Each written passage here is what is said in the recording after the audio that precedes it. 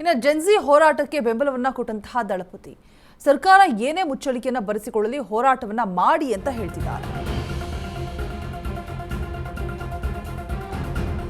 Gen Z ಹೋರಾಟಕ್ಕೆ ಇದೀಗ ದಳಪತಿಯ ಬೆಂಬಲ ಕೂಡ ಸಿಗ್ತಾ ಇದೆ. ಯುವಕರೇ ರೆಡಿಯಾಗಿ ಕೈ ಸರ್ಕಾರವನ್ನ ಒದ್ದು ಹೊರಗೆ ಹಾಕಿ ನಿಮ್ಮ ಮೇಲೆ ಹಾಕುವ ಕೇಸ್ ಕಿತ್ತಾಕೋ ಜವಾಬ್ದಾರಿ ನಮ್ಮದು ಅಂತ ಹೇಳ್ತಿದ್ದಾರೆ.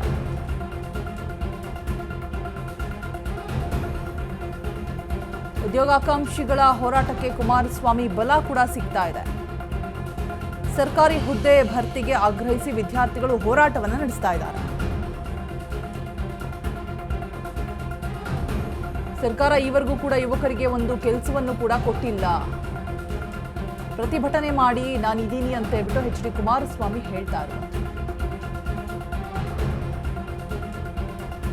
ಜೆನ್ಜಿ ಹೋರಾಟಕ್ಕೆ ಇದೀಗ ದಳಪತಿಯ ಬೆಂಬಲ ಕೂಡ ದೊರಕ್ತಾ ಇರುವಂಥದ್ದು. ಏನಾದರೂ ಕೂಡ ಹೆದರ್ಕೋಬೇಡಿ, ನಾನಿದ್ದೀನಿ, ಯಾವುದೇ ಕೇಸ್ ಬೀಳತ್ತಾ ನೋಡ್ಕೊಳ್ಳೋಣ,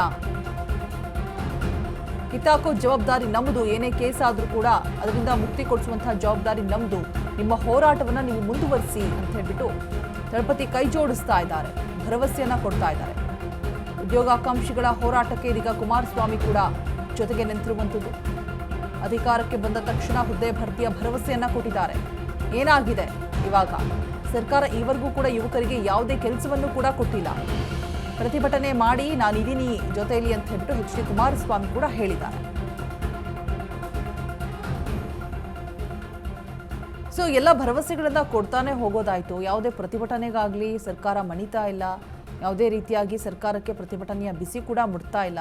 ಸೊ ಅದೇನೇ ಆಗಲಿ, ಕೇಸ್ ಬೀಳತ್ತಾ ಬೀಳಲಿ, ಅದನ್ನು ನಾವು ನೋಡ್ಕೋತೀವಿ ಅಂತ ಹೇಳ್ಬಿಟ್ಟು ದಳಪತಿ ಮಾತನಾಡ್ತಾ ಇರುವಂಥದ್ದು. ಕುಮಾರಸ್ವಾಮಿ ನಾನಿದ್ದೀನಿ, ನಾನು ಕೈ ಜೋಡಿಸ್ತೀನಿ, ಕೇಸ್ ಬೀಳತ್ತಾ ಬೀಳಲಿ, ಕಿತ್ತಾಕ್ಸೋಣ, ಏನು ಹೆದರ್ಕೊಳ್ಳದೆ ಹೋರಾಟಕ್ಕೆ ಮುಂದಾಗಿ, ಬರೀ ಭರವಸೆಯನ್ನೇ ಕೊಡೋದೇ ಆಗ್ತಾ ಇದೆ. ಉದ್ಯೋಗಾಕಾಂಕ್ಷಿಗಳ ಹೋರಾಟಕ್ಕೆ ಇದೀಗ ಎಚ್.ಡಿ. ಕುಮಾರಸ್ವಾಮಿ ಅವರ ಬೆಂಬಲ ಕೂಡ ಸಿಗ್ತಾ ಇದೆ.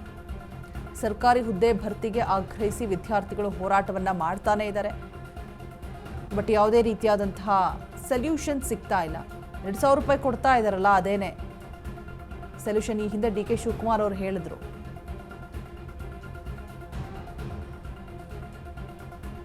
ಸೊ ಜೆನ್ಜಿ ಹೋರಾಟಕ್ಕೆ ಇದೀಗ ದಳಪತಿಯ ಬೆಂಬಲ ಕೂಡ ಸಿಗ್ತಾ ಇರುವಂಥದ್ದು. ಸೊ ಏನು ಪ್ರೊಟೆಸ್ಟ್ ನಡೆಸ್ತೀರಾ, ಯಾವುದೇ ಕೇಸ್ ಬೀಳತ್ತಾ, ಏನಾಗತ್ತಾ, ಏನೇ ಆಗಲಿ ನಾನು ಜೊತೆಲಿ ಇರ್ತೀನಿ, ನೀವು ಹೋರಾಟವನ್ನು ಮುಂದುವರಿಸಿ ಅಂತ ಹೇಳ್ಬಿಟ್ಟು ಭರವಸೆಯನ್ನ ಕೊಡ್ತಾ ಇದ್ದಾರೆ ಎಚ್.ಡಿ. ಕುಮಾರಸ್ವಾಮಿ. ಇದೀಗ ಕೈ ಸರ್ಕಾರದ ವಿರುದ್ಧ ರಣಕಹಳೆಗೆ ಎಚ್.ಡಿ. ಕುಮಾರಸ್ವಾಮಿ ಕೂಡ ಕೈ ಜೋಡಿಸಿರುವಂಥದ್ದು. ಬರೀ ಭರವಸೆ ಕೊಡೋದು ಅಷ್ಟೇ ಅಲ್ಲ, ಕೊಟ್ಟ ಮಾತನ್ನು ನಡೆಸ್ಕೊಡ್ಬೇಕು.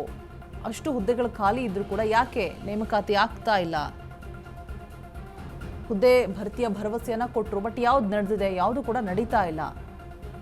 ಪ್ರತಿಭಟನೆ ಮಾಡಿ ನಾನು ನಿಮ್ಮ ಜೊತೆಲಿ ಇರ್ತೀನಿ ಅಂತ ಹೇಳ್ಬಿಟ್ಟು ಎಚ್.ಡಿ. ಕುಮಾರಸ್ವಾಮಿ ಹೇಳ್ತಾ ಇದ್ದಾರೆ.